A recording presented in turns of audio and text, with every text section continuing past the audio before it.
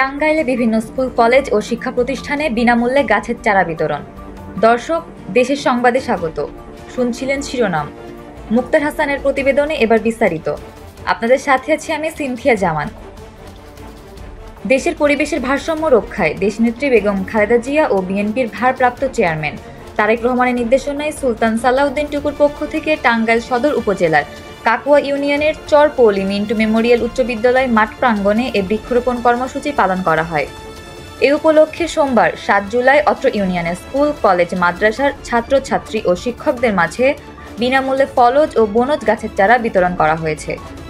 এ সময় কাকুয়া ইউনিয়ন বিএনপির সাধারণ সম্পাদক খাদেমুল ইসলামের সভাপতিত্বে প্রধান অতিথি হিসেবে উপস্থিত ছিলেন জেলা মহিলা দলের সাবেক সাধারণ সম্পাদক অ্যাডভোকেট মমতাজ করিম।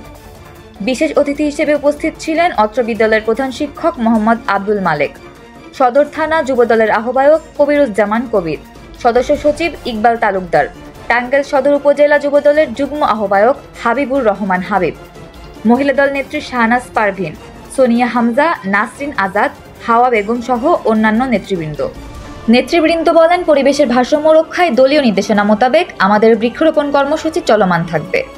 গাছ আমাদের অক্সিজেন দেয়। ওষুধি গাছ আমাদের শরীরের নানাবিধ উপকারে আসে। তাই পরিবেশের ভারসাম্য রক্ষায় গাছের গুরুত্ব অপরিসীম। বৃক্ষরোপণ অনুষ্ঠানে বিএনপি ছাত্রদল, যুবদল সহ সকল পর্যায়ের নেতাকর্মীরা উপস্থিত ছিলাম দেশের সংবাদে। আমাদের সাথে থাকার জন্য ধন্যবাদ।